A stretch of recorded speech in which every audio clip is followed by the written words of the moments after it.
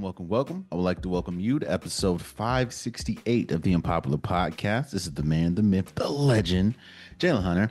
Here at the Unpopular Podcast, I'm the to agree with me and ask you to hear me out. When the news of Kyler Murray getting released happened, we talked about it on this podcast. I think it was a major story to talk about because you usually don't see a former number one overall pick get released just 6 or 7 years after he got traded, or not traded, after he got drafted. I'm sorry. And the debate was sparked as how good Kyler Murray is compared to how good he could be. And I said on this podcast that I believe Kyler Murray is one of those quarterbacks. While, yes, you can be a franchise quarterback, he's one of those quarterbacks where you need a lot around him. He doesn't necessarily, he can't elevate a situation to the point of if you don't have a lot around you, you're good. That's just not who Kyler Murray has been, at least in Arizona. And I said on this podcast that there's a bunch of teams that could use Kyler Murray, one of which was the Pittsburgh Steelers, one of which at the time, even though I didn't want him to go there, was the Dolphins. The Jets was the team I was talking about. I really didn't want him to go. And Kyler Murray lands with the Minnesota Vikings. Now, let me just take you guys into my mind when I heard that Kyler Murray signed with the Vikings, because that was one of the quiet understandings that people had going into free agency. If there was one team that was going to get Kyler Murray, the team that you were hearing and kind of was spiraling around was the Vikings, and you got him. What I'm going to do in this episode is I'm going to give my winners and losers so far in free agency, because there's still a lot of free agents that's still available that could be prominent fixtures on a team, or they could really help a team out. So obviously this is early, but I was debating about putting this Kyler Murray transaction, or Kyler Murray going to the Minnesota Vikings, as a winner or loser, because there's a lot of ways that you can look at this. You can look at this as a win for Kyler Murray. You can look at this as a win for the Minnesota Vikings. You can look at this as a win for Kevin O'Connell. But then you can also sort of look at this as a loss for the Vikings, as a loss for someone like J.J. McCarthy. Let's talk about it.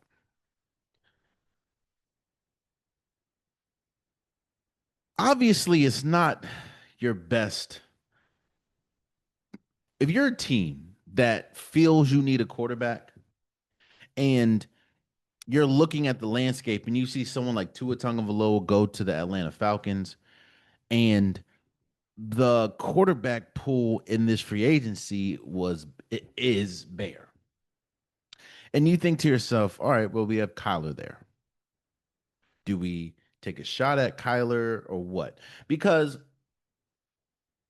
I think that when you talk about Kyler Murray and when you talk about Tua, this is the most important year for both of them.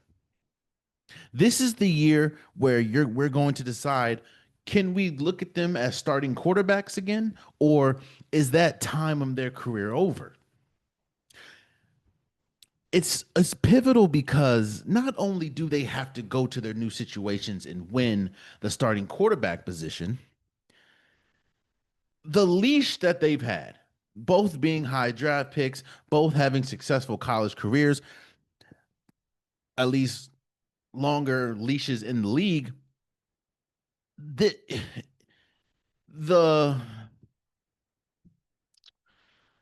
let's see, the bed that you made, the cachet that grew in the league, that you grew yourself in the league, the accolades that you acquired in one team, the favor clearly ran out, because now you have released attached to the back of your jersey. Now you have released attached to your name. That doesn't happen too often to high level great players. Now, if you have off the field issues, then yes, but neither Kyler Murray or Tua Tagovailoa had that. But they did have lack of success on the field. Tua had injury issues. Kyler Murray kind of had injury issues. So these new situations that they're in, it's important that they get off to the right foot because on top of that, if they don't work here, now they're going to get that label of, well, if they couldn't work on a 1 year or 2 year deal, they're never going to be viewed as a starter again. Maybe, you know, maybe they have like a Geno Smith type situation. I don't know, but no. So I think that it is important for both Kyler Murray and Tua Tagovailoa to win this situation because this is a very dire, not dire. This is a very pivotal moment for their careers. And when we were talking about Kyler Murray more specifically, we were talking about okay, maybe he should go to the. I thought the perfect place for him to go would be the Pittsburgh Steelers. Yes, obviously they have a assumption that Aaron Rodgers is coming back. I believe that's the case because when you look, if Aaron Rodgers doesn't come back, I think Will Howard is their is their starting quarterback, and that I don't know what the hell you think that's about to happen. Maybe Mason Rudolph too. That's not going to get you anywhere. So if they didn't have the thinking that Kyler Murray or that Aaron Rodgers was coming back, it it would behoove me to wonder why in God's name they didn't go for either Kyler or Tua. So I thought the Pittsburgh Steelers would be the best pick for him. Well, Kyler lands in the Vikings. And the Vikings now, you know, the debate that I've been hearing ever since Kyler signed with the Vikings is what does this mean for the Vikings? Does this mean that the Vikings are now a dangerous team? Is Kyler getting overhyped and overpraised? I think there is a healthy middle to this. The Vikings, look, I'm gonna just be real. The Vikings are in a tough situation. A lot of it is because of their decision making. You know, when you could have either had Kyler Murray or Kirk Cousins, I would go with Kyler 10 times out of 10. And then when you look and some of the, even though it didn't really work out in Atlanta, he did have his moments in Atlanta and Kirk Cousins after the Vikings let him go. And then you see Sam Darnold win a Super Bowl a year after you let him go. And then you look at your quarterback situation in JJ McCarthy and look,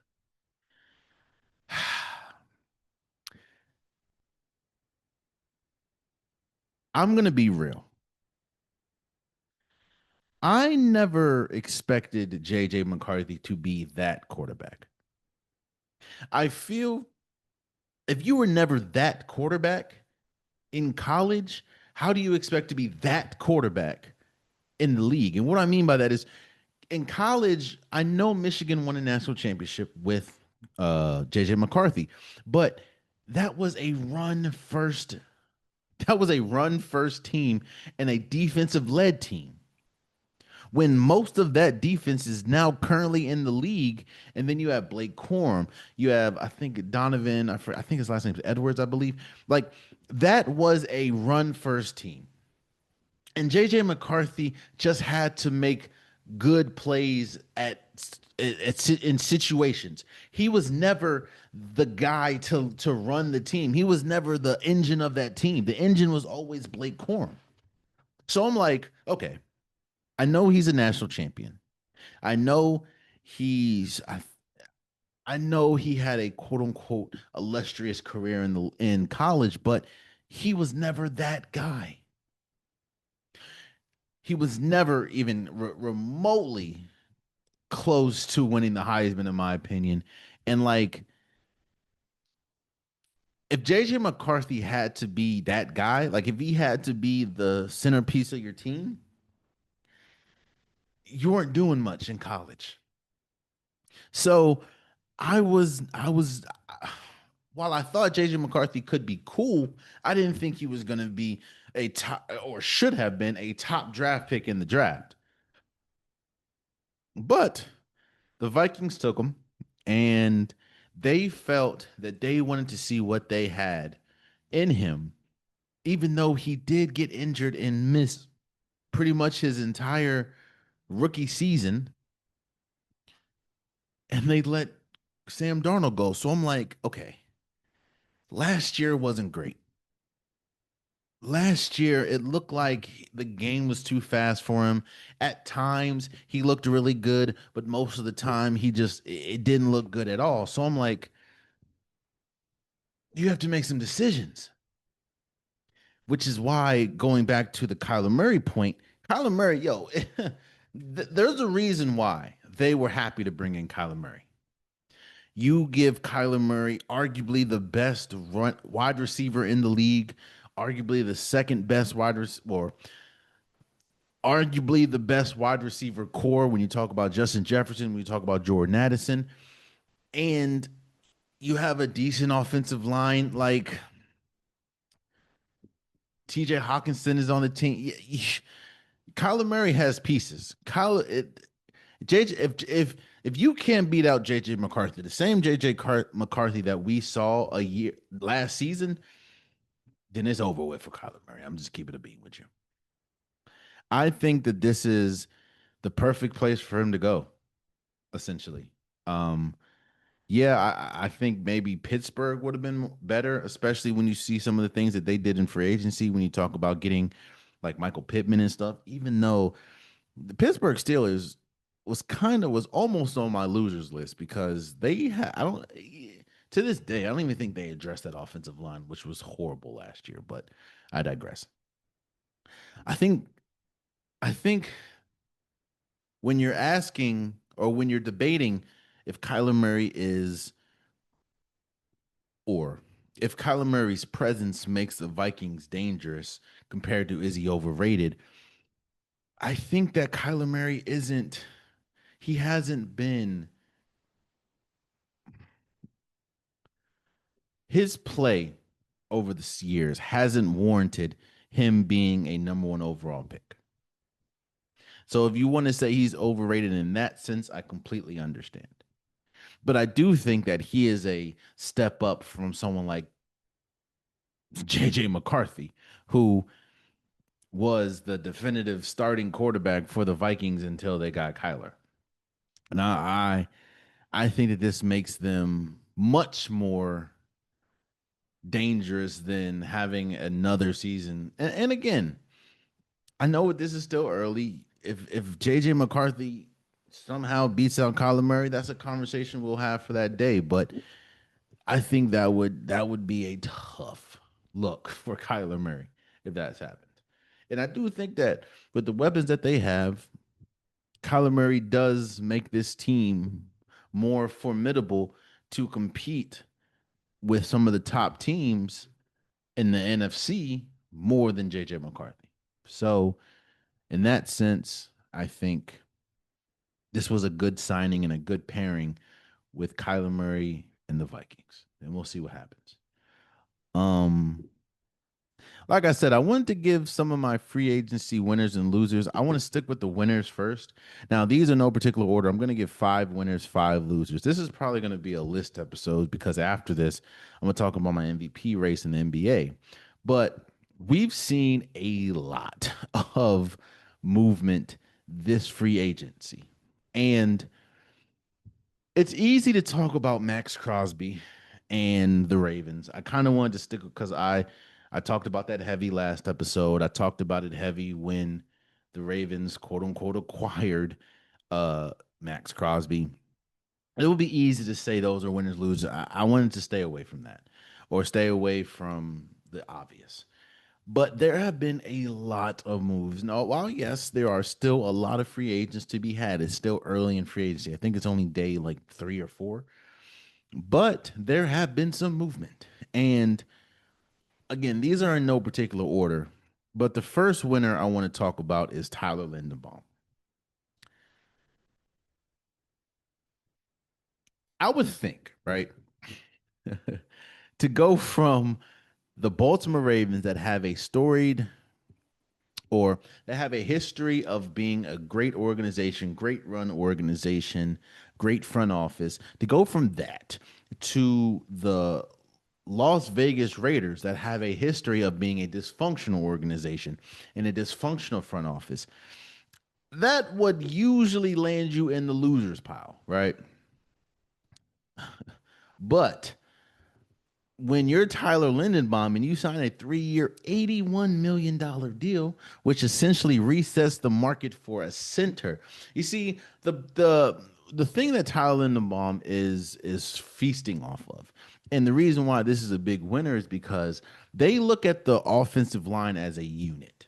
They don't look at them as just an individual. Like when they talk about the receiving core, that's usually paired after talking about one receiver.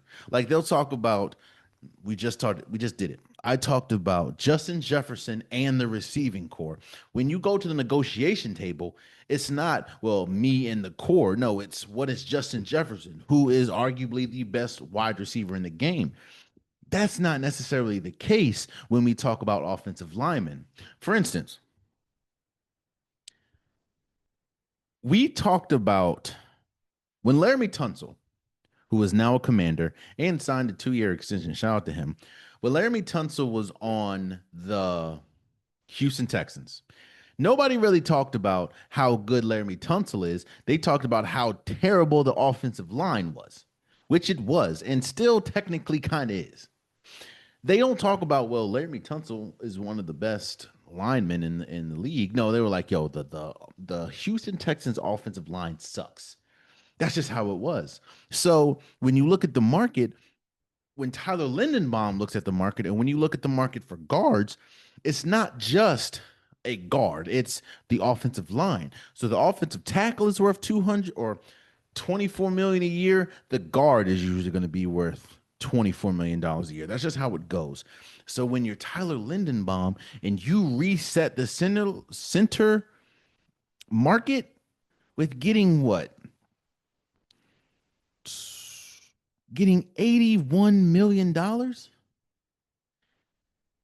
You know what I'm saying? Like that's a winner right there. That and it it does suck for someone like, the Baltimore Ravens that tried desperately from what we heard to try to keep him. And I would obviously you tried to keep him because again, he's arguably one of the best centers in football, and you want a great center, a great relationship between the quarterback and center, and there is not one much better than the one between Lamar Jackson and Tyler Linderbaum. But the Ravens didn't have the money to pay Tyler Linderbaum what he wanted, especially at the time when they thought they had uh, Max Crosby, which was a max deal. I would say I'm not gonna harp on them because I think the winner that I'm discussing is only Tyler Lindenbaum, but I do like what the Raiders have been doing. I mean, Tyler Lindenbaum, Quay Walker, N'Kobe Dean, Quiddy Payne, Tyron Johnson, like Jalen Naylor, they made some good moves. Fernando Mendoza is walking into a good situation because again, you still have Ashton Genty, you still have Brock Bowers, and obviously, I don't know what's gonna happen with Max Crosby, but you could arguably have a really good defense now. So I think the Raiders themselves are doing a really good job, and I would say my winner that I'm focused on is Tyler Linderbaum signing 81 million, which if I'm not mistaken is the highest paid center in football and maybe the highest paid center in history, definitely resetting the market. So, another winner, and I think another winner is the Carolina Panthers. When they haven't really, I know they just made the playoffs this year, but they haven't really been one of those franchises that you think makes smart decisions. Again, this is the same franchise that held on to uh Ron Rivera way too long, that let Cam Newton go, that let Christian McCaffrey go. this is that organization. Clearly don't make the smartest decisions, but they are to me a winner so far in free agency. When you get Jalen Phillips, when you get Devin Lloyd, when you get John Mitchell, when you get Kenny, well, Kenny Pickett, but I think that you got one of the top. Now, obviously, injuries has played a huge part in the trajectory of his career, but when healthy, and you saw a little bit towards the end of the season, Jalen Phillips is one of the best edge rushers in football. And then Devin Lloyd is really good too when he's focused. So, yeah, losing Rico Dow was tough, but I think that when you go in having having some of the most money in free agency and you walk out with one of the defensive prizes, I think that that is a winner for you. The way that I'm looking, one of the issues that the Carolina Panthers had last year was outside of the inconsistency of the offense, which you talk about Bryce Young and everybody, their defense was that much more inconsistent. Like their defense couldn't stop a nosebleed at points. Getting someone like Jalen Phillips, getting someone like Devin Lloyd just changes that. I'm not saying that the Carolina Panthers are going to be instant. Like I don't know if they'll return to the playoffs. I don't really see it right now, but I do when I'm looking at this team, they're much better right now than they were before free agency started. It only started what 3 or 4 days ago. So because of that, I think that they're early winners. It's tough, man. You have arguably the best edge on the market, and you got them, especially when you see how crippling that is to a team like the Philadelphia Eagles because they're losing players left and right. Um, yeah, I think a huge winner has to be the Carolina Panthers so far. Another winner is the Chicago Bears, man. You get Kobe Bryant, you get Khalif Raymond, Neville Gilmore, Devin Bush. That's what I was thinking of. When I said Devin Lloyd, I was thinking about Devin Bush. When Devin Bush has his head on straight, he's great. Yeah, I know you lost DJ Moore in the trade. You lost Tremaine Edmonds, but again, not all stats tell the whole story. I want to make that clear. When you look at the stat, you would think that, oh, wow, Chicago, what the highest scoring defense last year, they're one of the best defenses in football. That is a for sure lie. They were one of the most overrated defenses because if they're not scoring, if their defense is not scoring, they're not getting no stops. That's just what it was. They weren't that good. Now I know that some key pieces left, but I still think, I mean, getting Devin Bush should be good. Getting Kobe Bryant should be good. And then you also still have Colston Loveland and uh, Luther Burden the third and Roma Dunze for a team that was in the playoffs last year and had a really good chance of beating the Rams. They were overtime away from winning. You add some really good pieces. Now, I would hope, well, they did get Garnett Bradbury, and they spent a whole hell of a lot of money on their offensive line 2 years ago. So maybe you don't have to focus on the. I think focusing on the defense was the smartest thing to do.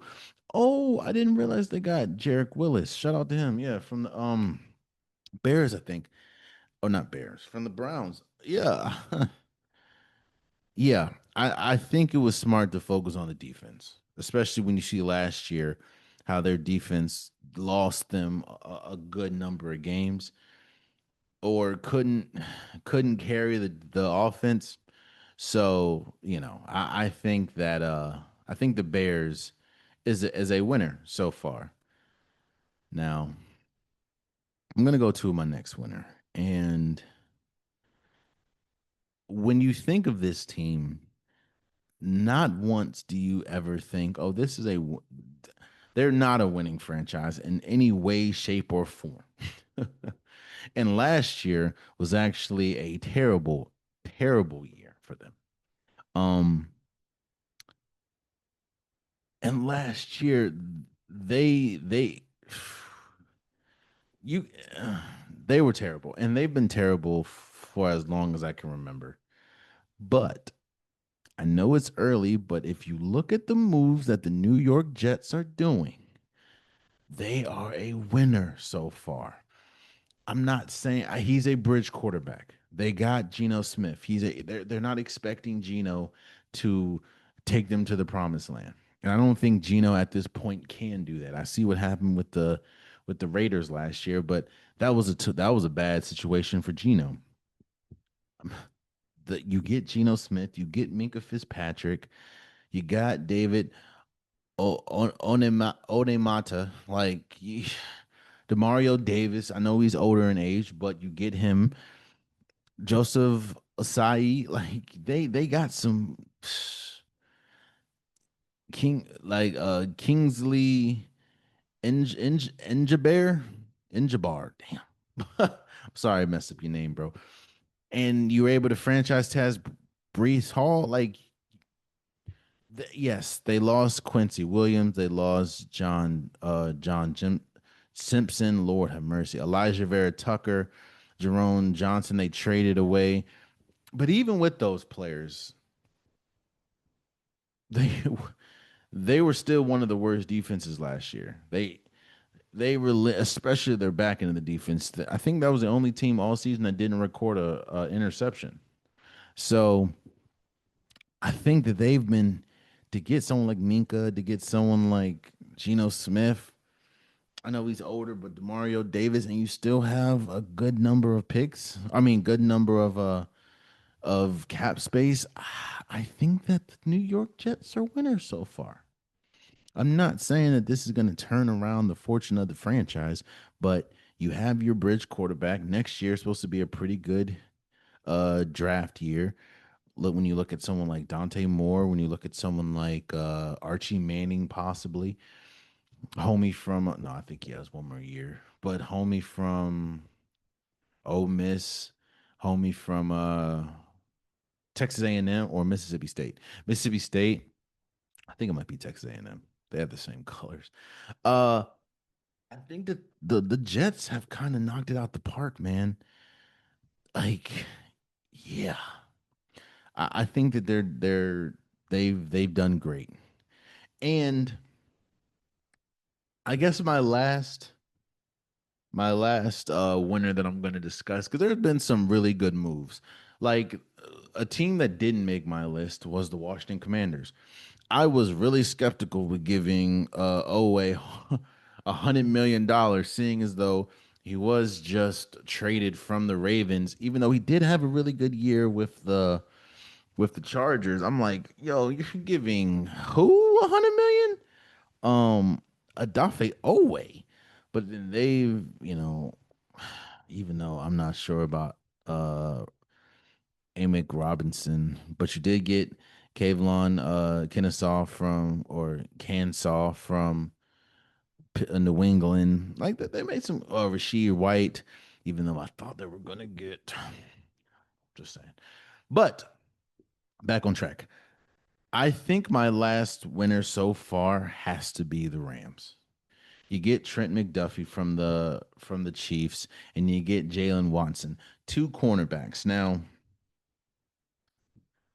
I will go down in saying that the Rams lost, or the Rams cost themselves a trip to the Super Bowl because of their defense. More specifically, because of the back end of their defense. They have a good defense outside of the corners and safety. Like they couldn't if they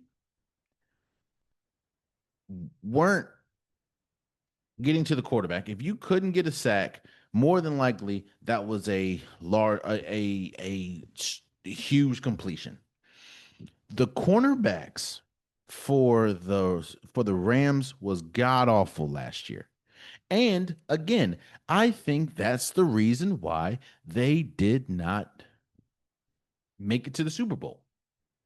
When you look at that AFC or NFC championship game against the Seattle Seahawks, Matthew Stafford went crazy. Puka Nakua had a great game. Devontae Adams had a great game. The whole the whole offense was great.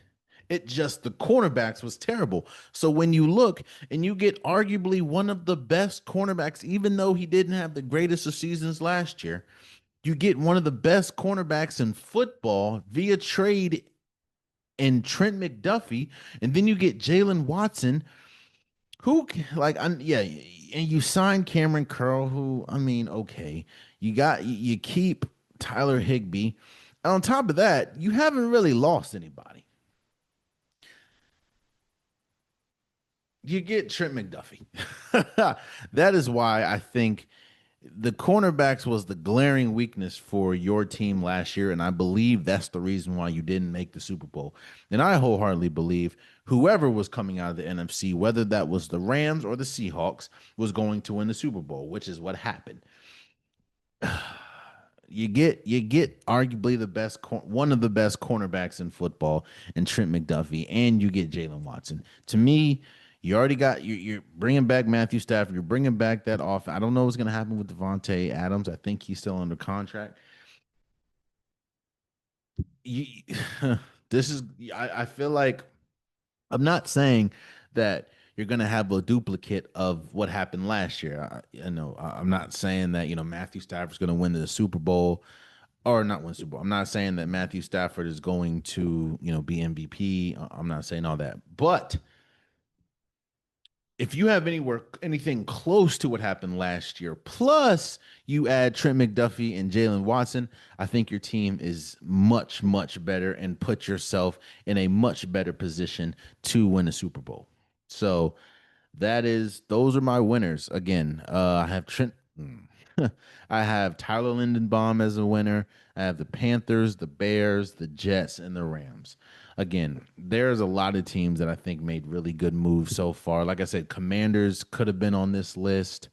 Um, the Raiders getting Romeo Dobbs, not Raiders, I'm sorry. The Patriots getting Romeo Dobbs could have been on this list. Um, who else? the I was we'll talk about them in a second. There's a number of people that could have been on this list, but those are my winners so far. And with winners, there has to be losers. Now, again, I want to specify in saying that it's still early. There's still time to turn it around. There's still quality free agents out there. So if you land on this losers list, this is just my opinion, and things can change. But, and again, these are in no order. This is just how I'm discussing them. I just talked about. I just talked about whoever was going to come out of the NFC. I felt whoever's coming out the NFC last year was going to win the Super Bowl, and that's exactly what the Seahawks did. And the Seahawks also land on my losers list because, you see this a lot. You see, once you lose, um, or once you win a Super Bowl, and you have a lot of people that are under or that's not under contract that's looking to re-up, this is the time this is when you strike. You strike when the iron is hot. You try to get as much money as possible, and you're never going to be hotter than coming off of a Super Bowl win. And I said, well, be careful. I know that you still have DeMarcus Lawrence. I know you still have, key pieces, especially on that defensive side of the ball, that helped you win, um, helped you win the Super Bowl. I know that you still have Sam Darnold. You still have Cooper Cup. You still have Jackson Smith and Jigba. But when you look today, and the only thing that you've essentially done is re-sign Rashid Shaheed, Josh Jobe, Drake Thomas, and Okada, but you lost Super Bowl MVP Kenneth Walker III, Reek Woolen, who is a huge part of your defense, Kobe Bryant, and Bo Mafe. That's huge. That is huge. Now I understand Reek Woolen, he had his moments, but he had some big moments, especially in the Super Bowl. I know you still have Leonard Floyd, but like you're losing a lot more. You don't really have. I don't think they have any key acquisitions. Like I think I'll say it like this. I think this defense is worse than it was as when the season ended, even though they did just win the Super Bowl. I think that this offense is still the same, but one of the things that having Mac McDonald as the coach, one of the things that was the calling card for this team was the defense, and you lost. I know you're expecting Zach Charbonnet to return to form, but I think that they've lost a lot. They've lost a lot. I know they haven't lost any big people, but they've lost a lot. Um, and for that, I have them as a loser. Another loser. Speaking of losing a lot, gotta be the Tampa Bay Buccaneers, man. Um, you lost. First of all, you lost your franchise leader in a leading receiver and Mike Evans. I know he's getting older, but you lost Mike Evans, and we saw what this offense looked like when he wasn't in the starting lineup. And then you lost Jamel Dean, who's one of the best cornerbacks in football. Yeah, you lost Logan Hall, and you lost Rasheed White. And your return was Kenneth Gainwell, who was decent in Pittsburgh, and then Alex Az- Anceloni from the Detroit Pistons or Detroit Lions. Okay,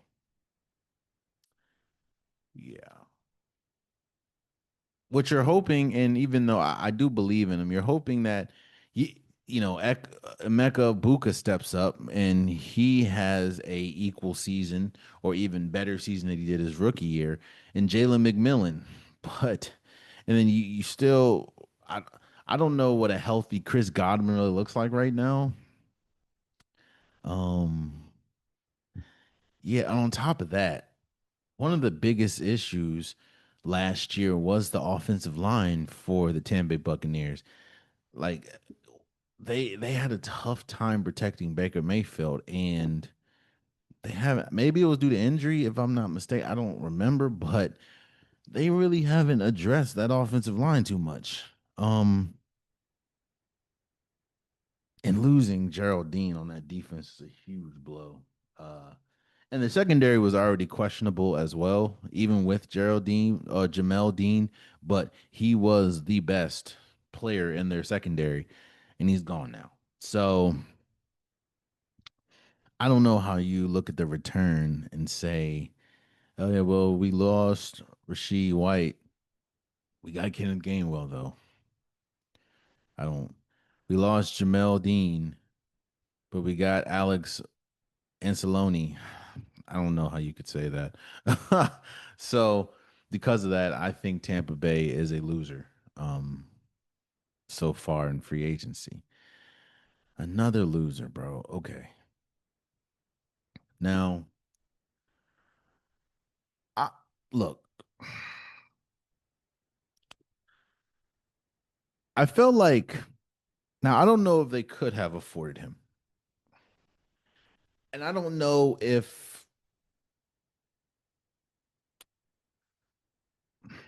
I know that the guard necessarily wasn't a huge weakness for the LA Chargers, but the entire offensive line was. Now, you can also say, well, that's because of injury. Cool. But when you have solid offensive lineman that was available, and you got Tyler, uh, Bas- how do you say this dude's name, bro? Hold up, I apologize. I want to say this man's name right. You get homie. I know he's on the Commanders. Biadaz. Again, I know he's on the Commanders. Shout out to him. He was on the Commanders, I should say. Shout out to him. But you get him. You get Cole Strange. Okay. You got Charlie Kolar, who I think is a pretty good acquisition. You re-signed Khalil Mack, cool. You got Keaton Mitchell, a good addition from the Ravens. You lost Adafe O. I just don't.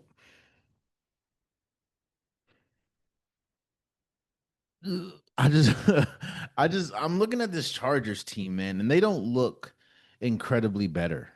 Like, I'm not looking at them and thinking, oh, they got much better over the first 3 or 4 days of free agency. They didn't.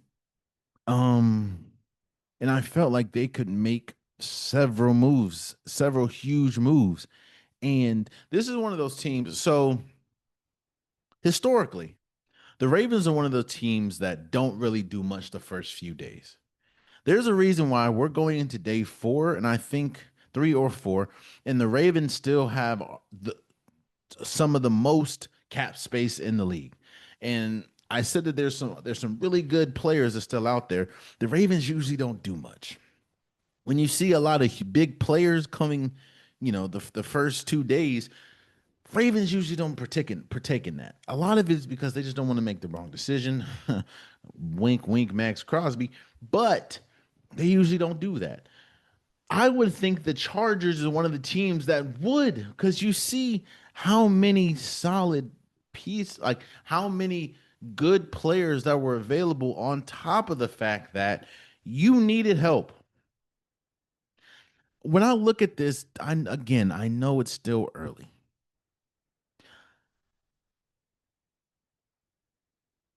but you still need to at this moment, you still need to prove wide receiver. You still need to prove on the defensive secondary and the edge.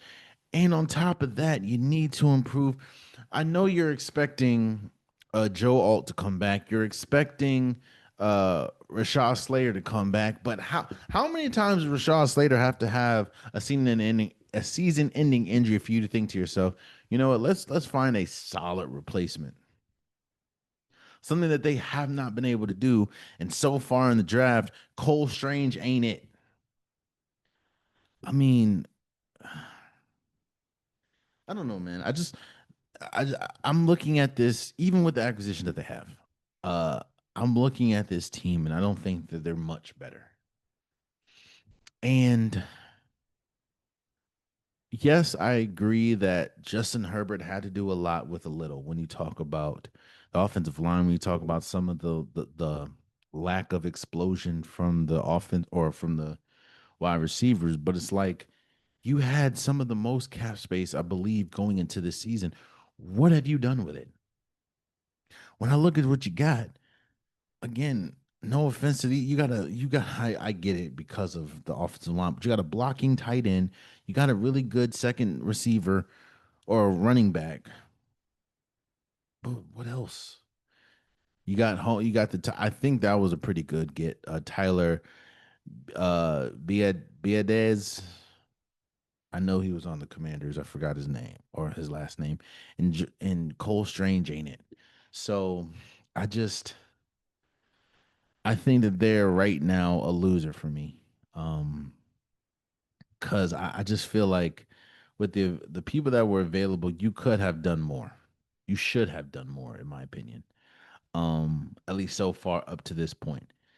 And that's another thing. I know that there are still some really good free agents out there, but I don't think that there are really any more free agents outside of maybe one or two, maybe three, that can go to your team and change the fortune of your team or change the trajectory of your team. I think that there are really good free agents that are good additions and could help in areas just slightly. Like, for instance, Stephon Diggs is still available. I think Stephon Diggs, if you're bringing Stephon Diggs onto your team to be a number one receiver, That's not that's not Stephon Diggs anymore, in my opinion. That's just not who he just does not have it in him. But if you're bringing him on the team to be a second, third option, like I think Stephon Diggs on the Ravens or Commanders would be perfect. He's a hometown guy, and you're not bringing him to be your number one receiver. In fact, he'd be much better on the Commanders than he would the Ravens. I think the Ravens would eat him more when you look at what they lost at the receiver position or at the pass catching position, i.e., Isaiah Likely. I think I was saying Mike Evans would be perfect for the Ravens. Um, but if you're bringing Stephon Diggs in to be your number one, nah, that's kind of what the free agent pool is at this point. Like really good two, three options. With the amount of money that the Chargers had, I just feel like you should have gone out and got some number one options, in my opinion. That's all I'm saying. Let's go to another loser. I think, honestly, as I'm looking at this list,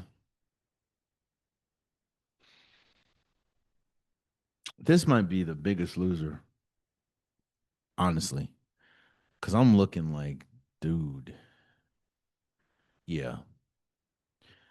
At this very moment, I think the biggest loser uh, of free agency so far has to be the Jacksonville Jaguars. The only really key acquisition you got is Chris Rodriguez Jr. Um, you lose Travis Achan, shout out to him. You lose Travis Achan Jr. You lose Greg Newsome. You lose Devin Lloyd. You lose Andrew Wingard, which is a all you lost the all pro linebacker and a 1,000 plus yard running back for the last three of the last 4 years. So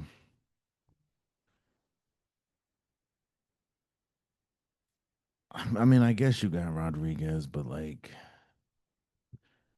I just again, one of the biggest reasons why I look at the Jaguars, look at the Chargers as big losers because when you look at this point in free agency, I don't view them any better. I don't think they're any better than they were when free agency started. In fact, I kind of view them a little worse. And to me, that's not a good thing. That's not a recipe for success, in my opinion. Um, I think they're the biggest losers, honestly. Uh, and the last loser I'll discuss. Look,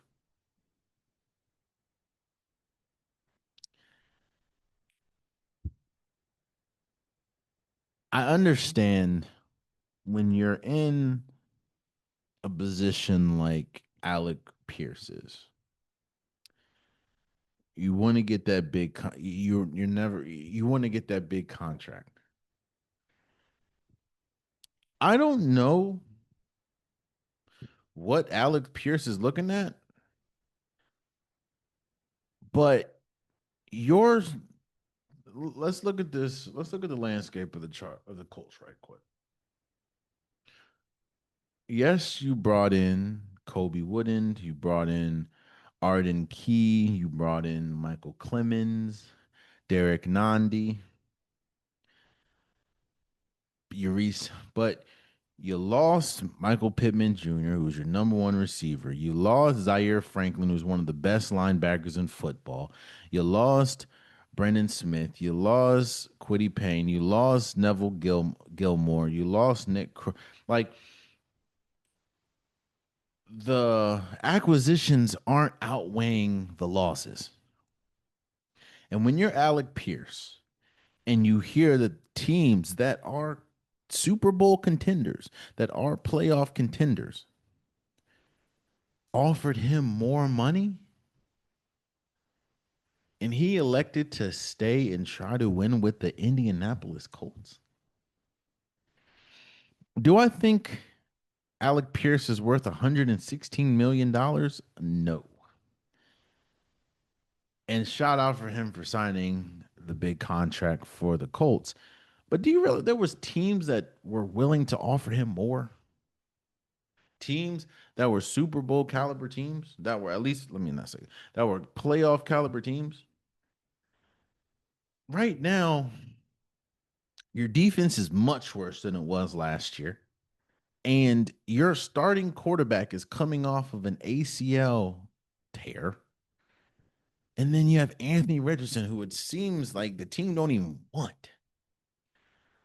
I don't I don't get it, man. But hey, I might think that that is a you land on my losers list, but shout out for you to getting your money. So my losers list is Alec Pierce and his decision making, Jacksonville Jaguars, the Chargers, Seattle Seahawks, and the Tampa Bay Buccaneers. Again, I understand that we are still very early in free agency, and there are still very good quality free agents available. And my list can change towards the end of free agency, start of camp. But as of right now, those are my winners and those are my losers. And we'll see what happens. Speaking of see what happens, we are getting and gearing down to the end of the season for the NBA. It's starting to get playoff time is coming soon. There's probably about 20 to 22 games left in the regular season for teams, and you're really the playoff picture is really starting to take shape. On top of the playoff picture really starting to take shape, so are the pre or postseason awards. And the only one that I'm focused on right now is the MVP. And like I said in the beginning of this episode, this is probably going to be like a list episode because I wanted to end this with giving my top five or ranking my five MVPs and or ranking the five players that I think is going to win MVP. Um, this was actually a much easier list than I thought it would be. Now, just because I may have one player here, the other player there, doesn't necessarily mean I think that they're better. I just think that in this year's MVP race, one might be higher than the other. And let me explain. And I think the best way to explain it is to give you my number five. I'm just doing the top five. I'm not doing top 10 or anything. These are my top five in the MVP race. Number five, I have Nikola Jokic. Now, yes, I think that Nikola Jokic is the best player in the NBA. I think that Nikola Jokic is the best player in the world. When he is playing at his best, there is not a player in the league better than Nikola Jokic. However, the reason why I have him at number five is because A, he did miss a good amount of time due to injury, unfortunately. And even with him missing time, the team is still in fifth place. Now, if he was playing majority of the season, they probably would be higher. But I just feel like with him missing as much time as he missed, I still have to put respect on his name and respect on him being in my MVP list because he is by far the best player in basketball. However, I do think that there are, when we talk about MVP, actually, before I keep going, because this has been something that's been an issue for years now. What do I classify as MVP? And the reason why I have to say that is because every year it feels like the criteria changes. Sometimes it's the best player in the league. Sometimes it's the best player on the best team. Sometimes it's the best player with the best story. Sometimes it's the best or the best player that's on a high seed in either the East or West. It's never really a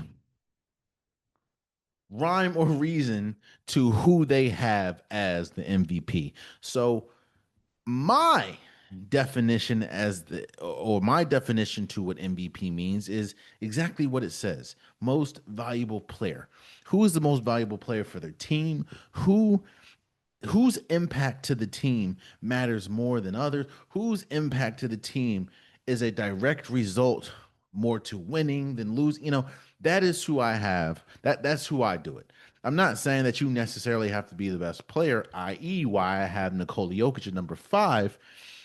And I do think that Nikola Jokic is uber important for his team, but just this year, I have him as number 5 because he did miss a good chunk of the year due to injury.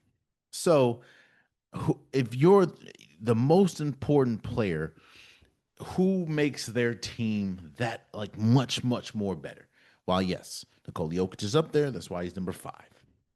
At number 4, and this was kind of number 4 and number 3 was difficult because number 4, I put Wimby. Okay, the the reason why I put Wimby is because the if you ever really watch a Spurs game, and I understand because of just the type of player that he is, just the the attention that he draws and just how good of a player he is. But if you look at the Spurs, they play drastically different with and without Victor Wembanyama on the floor. Like it's almost night and day. They almost look like with the same players. You take Victor Wembanyama off, they almost look like a completely different team. Not saying that it's bad. Clearly, it's not bad when they're second in the West right now. But and actually, they're second in the West by a good little margin. But yo, they look drastically different with or without Victor Wembanyama. Now, I think Victor Wembanyama is by far their best player. Shout out to Stephon Castle though. Shout out De'Aaron Fox. Even though I had some questions about De'Aaron Fox coming to the season, especially after they gave him the extension, but he played well.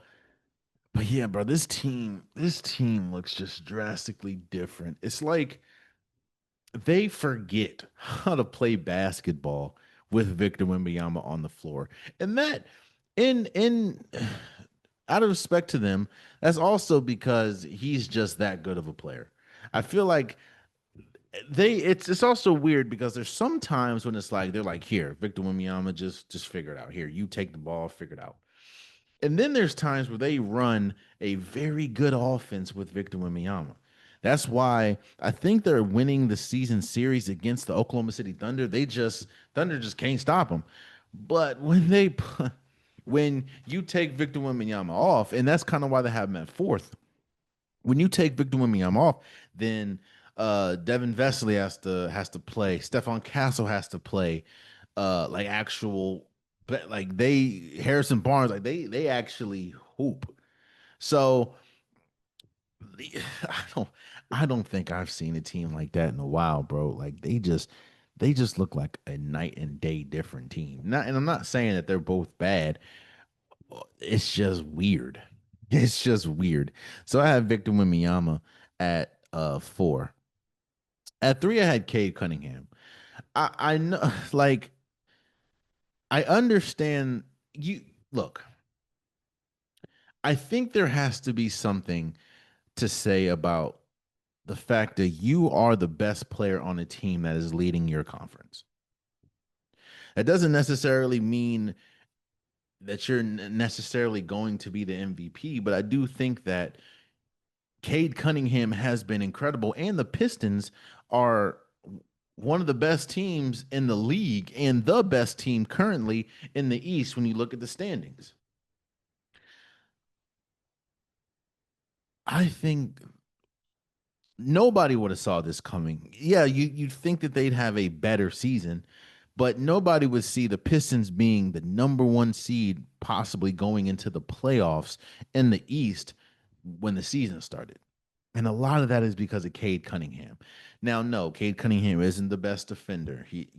But they have the Thompson brother. They have Jalen Duran.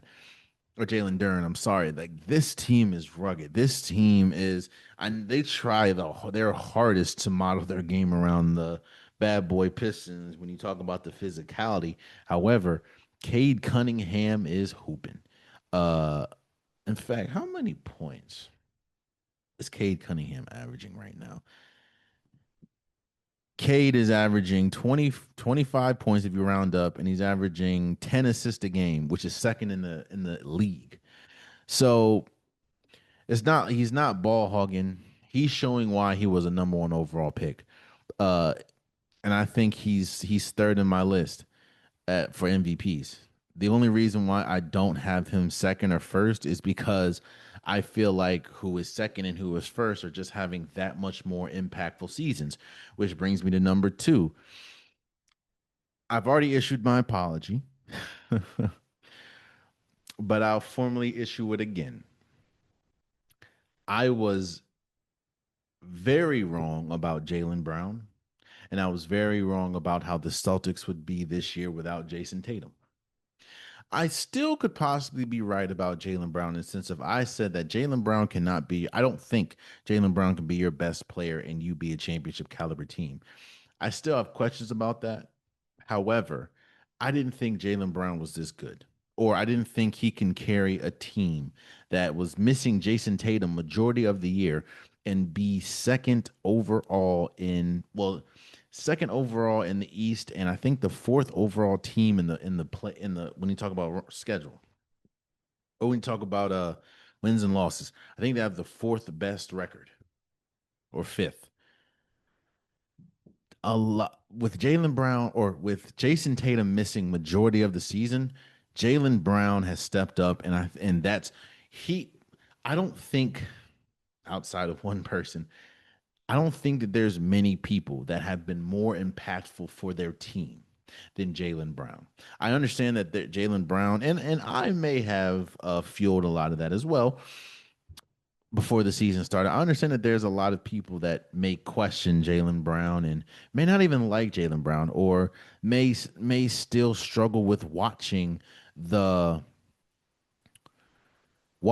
the the Celtics and saying, well, Jalen Brown's right now their best player, even with Jason Tatum coming back. And I think he's been back for like 3 games now, but Jalen Brown deserves to be in the MVP, and Jalen Brown has been that good.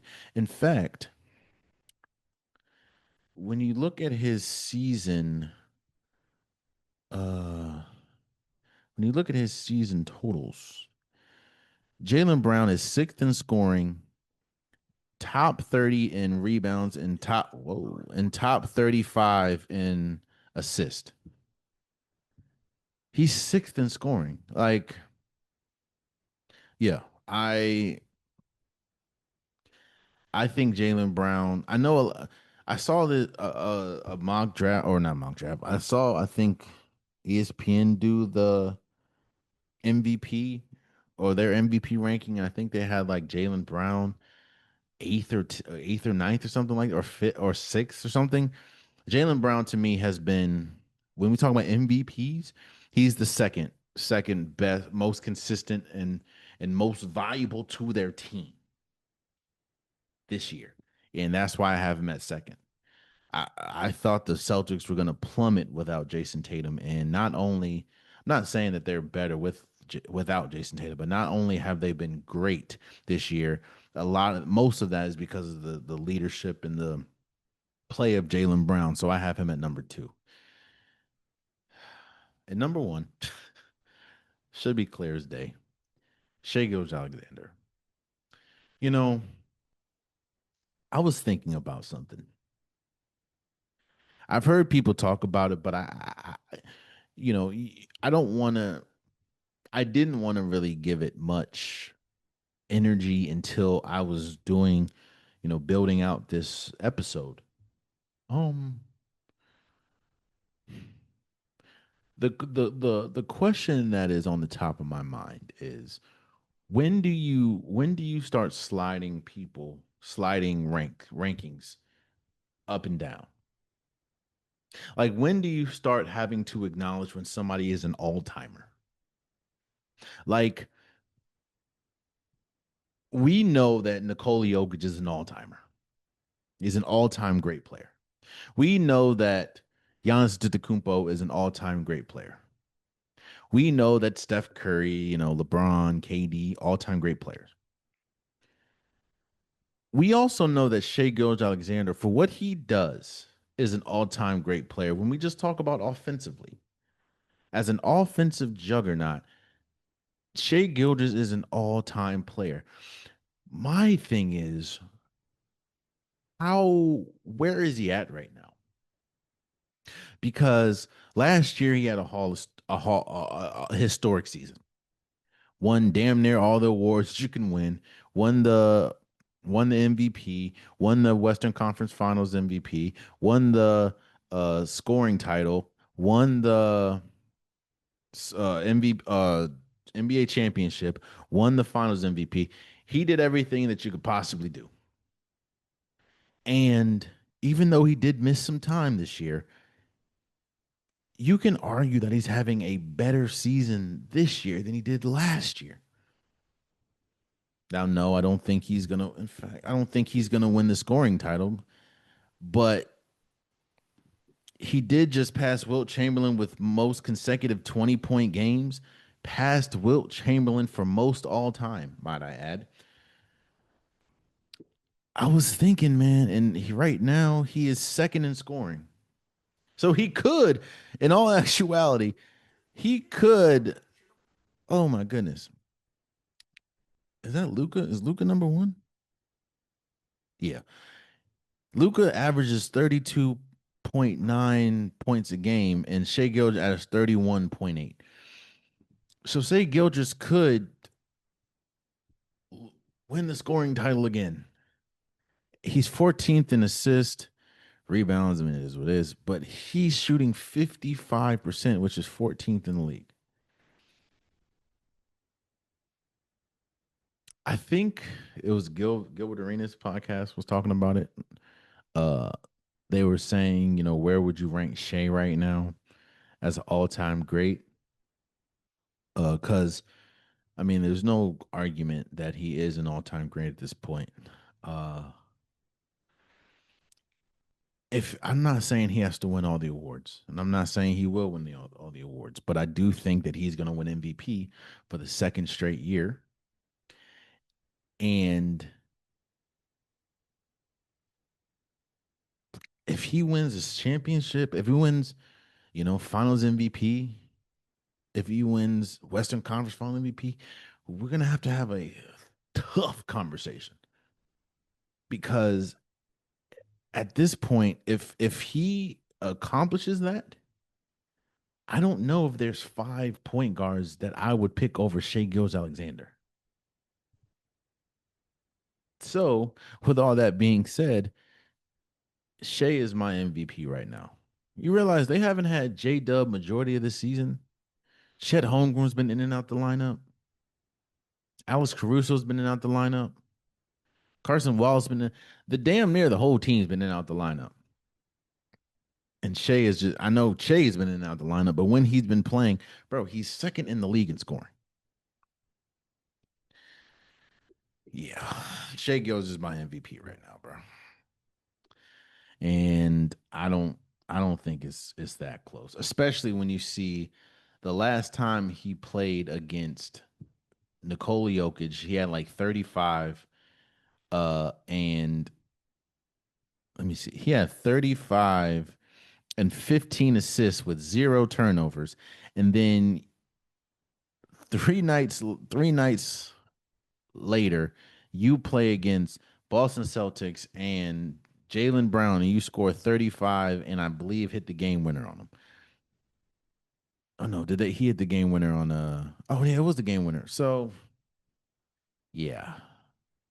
Oh, I'm no, I'm sorry. I think he hit the game winner against Denver. Boston, that's when he passed Wilt Chamberlain for most consecutive 20-point games. So for like 120 some 7 or something like that. Yeah, Shea Gilgeous is the MVP, bro. And there you have it. That's been today's episode of the Unpopular Podcast. I truly, truly, truly appreciate you guys. If you want an Unpopular Podcast shirt, hoodie, sweater, long sleeve joggers, the links in the description below. I have multiple different colors, multiple different designs. Get your Unpopular Podcast merch today.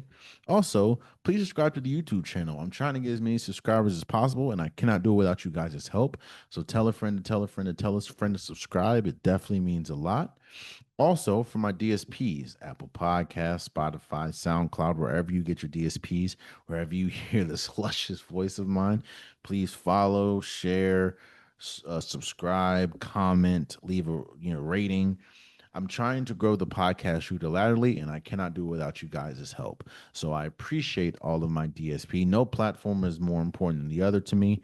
I appreciate all everyone in the DSPs, and again, please rate, share, comment, follow, subscribe, all of it. I need it. I need you guys' help to grow, and I appreciate you guys. Also, for my socials, TikTok, Instagram, Facebook, I post pretty much daily, whether that's reels, whether that's stories, whether that's posts. That's probably the quickest way to get to me. If you want to debate, if you have an issue with something that I said, if you disagree with something that I said, I don't mind you leaving in the comments. Just keep it respectful. And I don't mind going back and forth. I don't mind debating. It just means that you're listening to me and you have an opinion, both of which I care about. But if you're going to leave a comment, why not follow? You know? So please, please follow the socials. It means a lot. Until next time, much love.